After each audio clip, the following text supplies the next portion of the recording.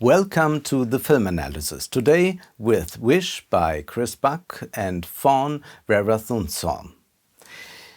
Disney is celebrating its centenary amid a deep crisis. Wish pays tribute to the Disney classics and quotes from them in great numbers. Furthermore, this 60-second film in the so-called Masterpieces series is also an attempt to not only recapture the fascination for Disney from memory, but also to establish a new story with new images to inspire a new audience.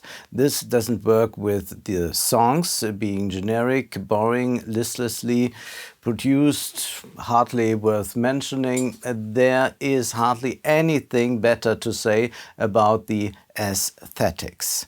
Yes, there is a bit of a nod to the old cartoons with their watercolor backgrounds, but clearly we are not dealing with original animations.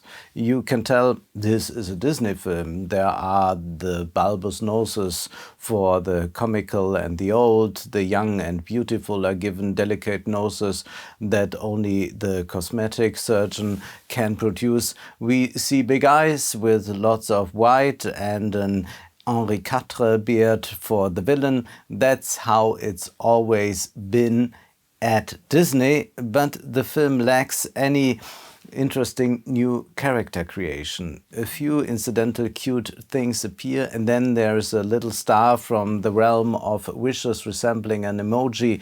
There is also a desire to establish a new fairy tale, but this turns out to be awkward.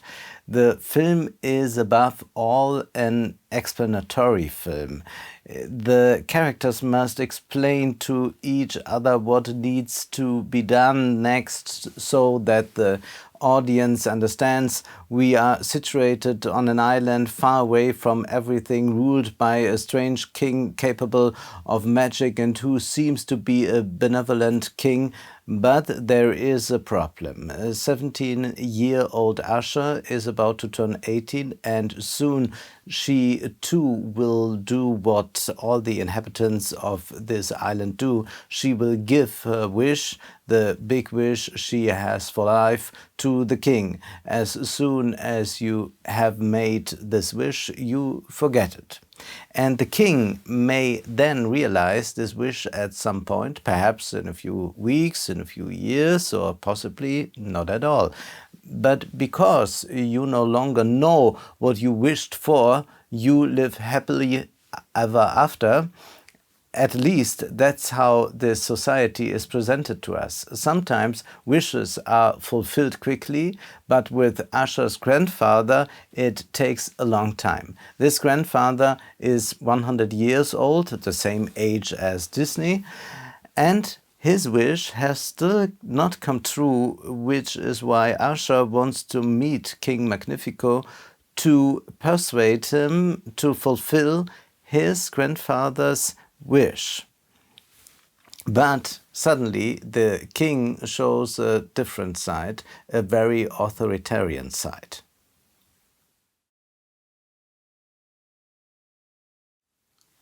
The king is not interested in fulfilling this wish. This wish is dangerous, the king claimed, and he does not fulfill many wishes at all, it is soon revealed. The inhabitants come together again and again, and wishes come true for individuals, while the masses simply stand by the others, cheering them on. A constellation known from casting shows, for example, where wishes come true for one candidate or another. Asha therefore realizes that it is not about making everyone happy, but the king consciously chooses which wishes are fulfilled, especially those of use to him. If a woman wishes to become the best dressmaker on the island, that can only help the king. We are therefore dealing here with a constellation that can be described as a mixture of a planned economy and an estate-based society. But this planned economy is not committed to the principle of equality, which is an unfortunate situation. But we will come back to what it means to give up wishes. Let's first talk about the Basic Constellation. There are usually two patterns in Disney films. It's about following in the footsteps of authority, for example, in the footsteps of the father. We know this from Bambi or The Lion King. Or, that's the other topic, you fight against resistance, for example, against the wishes of your parents to go your own way, standing up to some authority. Think of Princess Jasmine in Aladdin, who changes the law so that she doesn't have to marry a prince. This second, let's call it empowerment constellation, can be found in Wish. Asha rebels and will eventually become a new ruler once she has banished the king and returned the wishes to the people. It is not the fulfillment of the wishes, but only the wishes that she gives back to the people. The hierarchy remains intact.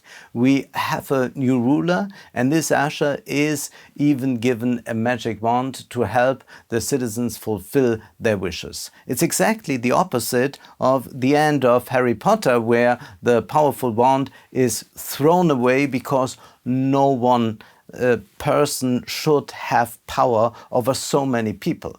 So Disney stays true to itself, and we can ask ourselves whether Asha really represents the glamorous alternative to the terrible King Magnifico.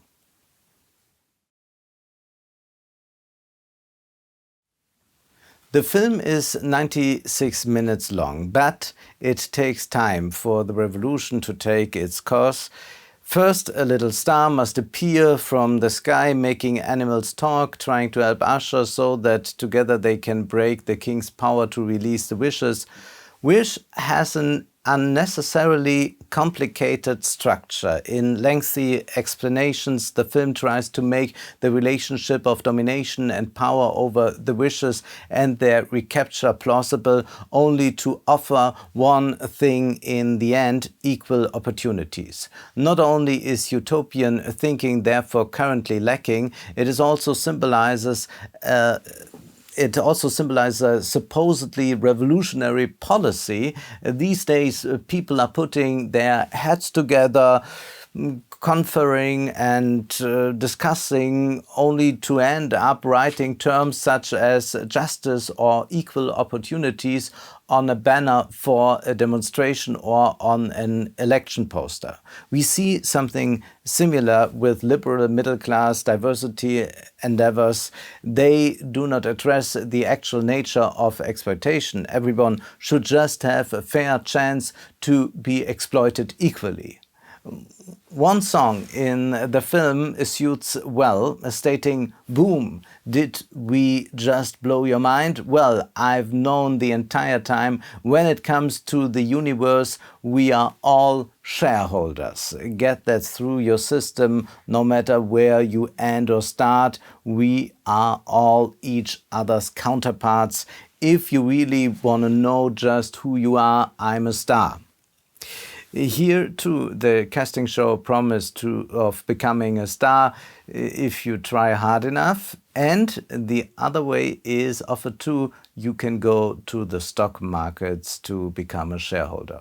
But this is not a song from the mouth of the king, but the empowering music that is supposed to spur us on to revolution. And that brings us to the problem of meritocracy, which is all about personal responsibility, incentives, and equal opportunities. There is nothing to be said against trying, and sometimes hard work pays off. However, the fact that diligence is anything but a guarantee of success in capitalism is ignored. Individually, it may be true for one or two people that their hard work and talent paid off, their efforts have paid off, and they have achieved great success. But this is not intended for everyone. The systemic inequality must not be ignored, stemming from the much publicized competition and conflicting interests. For example, the basic interest that capital wants to pay the lowest possible wages to make high profits, while the wage earners, those who must sell their labor, hope to receive high wages, thus reducing the capitalists' profits. What is wrong with competition, you might say? Well, as we know from sports, competition constantly produces losers.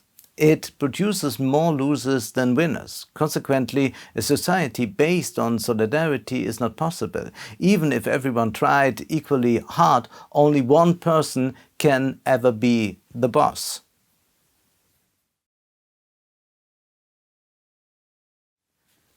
Disney willfully ignores if the wishes of the citizens were all to be fulfilled. We would have to deal with predetermined conflicts. We don't know what every single citizen wants, but we can assume that wishes are generally not all compatible with each other. If one person wants a private jet, a problem for many others unfolds. Or if someone hopes to become a successful factory owner, he is relying on many people working for him who cannot be factory owners. The philosopher Michael Sandel highlighted the misery of meritocracy in his great book, The Tyranny of Merit: What's Become of the Common Good. He also explains to us that meritocracy not only constantly produces losers, but that unhappiness also grows in a meritocracy because suddenly people can only blame themselves if they suffer hardships. They themselves can only be to blame if it is discipline, hard work and performance having brought them to the top. And so the songs also say that you shouldn't give up, that you should keep going even when you are down. The basic conflict in wish is worth looking at. We are dealing with an authoritarian king who doesn't allow any professional freedom, deciding on who has drawn the jackpot. In fact, this construction reflects our reality very well. But there is no single person who chooses who is successful and who is not. You can increase your individual chances, you can help a little, but only a few advance, and luck is a decisive component. And then you might have hit the jackpot or not. Asha's rule doesn't change that. She cannot resolve the dilemma of conflicting desires. Desires are selfish, and Asha does not simply fulfill all desires. Like a welfare state equipped with educational opportunities, she only helps a little so that these wishes can possibly be fulfilled if people really work for them. Which means that if you can't realize your wish, it's your own fault. And that brings us right back to the ideology of competition, meaning wealth of one person is based on the poverty of many. So there are bound to be losers. Asha therefore establishes what we find everywhere, anywhere, a meritocracy. But let's take another philosophical look at the film and think about wishing again. The cinema is a wishing machine, perhaps also a wish fulfillment machine. Anything is possible, but Disney lives from the fact that we bring our wishes into the film, that our wishes are rekindled, that we are told to get up again when we are down, that we can always go on and become successful. We can be stars. Wishing, wanting is therefore crucial to Disney's success. And now we are dealing with the islanders who give up their wishes and forget their wishes. In other words, in a way, they are perfectly happy, not in the sense of exuberance, but they are not completely dissatisfied with their existence. If it weren't for Asha, who has more in mind, wants more, and thus brings the Disney motive to this island. This leads us to the philosopher Arthur Schopenhauer and his monumental work, The World as Will and Representation. For Schopenhauer, existence consisted of suffering. His worldview was extremely pessimistic but well-founded. He says, all satisfaction, or what is commonly called happiness, is always really and essentially only negative and never positive. It is not an original gratification coming to us of itself, but must always be the satisfaction of a wish. The wish, in other words, some want, is the condition which precedes every pleasure. But with the satisfaction, the wish and therefore the pleasure cease. Thus, the satisfaction or the pleasing can never be more than the deliverance from a pain, from a want. End of quote. And this does not last long for poetry, says Schopenhauer. Poetry conducts its heroes through 1,000 difficulties and dangers to the goal. As soon as this is reached, it hastens to let the curtain fall, for now there would remain nothing for it to do but to show that the glittering goal in which the hero expected to find happiness had only disappointed him, and that after its attainment he was no better off than before. End of quote. And we know this constellation from Disney films, for example, where everyone is happy at the end. Schopenhauer would ask, yes, but for how long? He says, every immoderate joy always rests on the delusion that one has found in life what can never be found there, lasting satisfaction of the harassing desires and cares which are constantly breeding new ones. End of quote. For Schopenhauer, there are various ways in which this suffering can be mitigated to some extent. First, there is asceticism, conscious renunciation, the refusal of desire, of will, something we certainly observe, namely when desires are relinquished. That would be a highly interesting constellation that made a great film, but Disney would obviously not be able to do that. Other possibilities come to mind. You can occupy yourself with art. You can immerse yourself in art and be relieved of the burden of wanting. We listen to music, we enjoy this music, but we don't want anything at that moment. We are not eager to reach the next goal now, only to realize that we must reach another goal and so on. But only a few people, Schopenhauer says, are apparently open to this. In other words, Schopenhauer's view of humanity is also a very pessimistic one, in that he says that many people distract themselves with trivialities, try to get through the day in any way they can, do not open themselves up to great art, and at best allow themselves to be persuaded that there are a few new desires that must be followed. In short, Schopenhauer almost seems to be describing a Disney audience, which also accounts for the success of this group in constantly establishing small new desires and always burying the familiar ones again. Schopenhauer writes as if he had already seen Disney films himself. It is really incredible how meaningless and void of significance when looked at from without. How dull and unenlightened by intellect when felt from within is the course of the life of the great majority of men. It is a very longing and complaining, a dream like staggering through the 4 ages of life to death, accompanied by a series of trivial thoughts. Such men are like clockwork, which is wound up and goes it knows not why, and every time a man is begotten and born, the clock of human life is wound up anew to repeat the same old piece it has played innumerable times before, passage after passage, measure after measure, with insignificant variations. End of quote.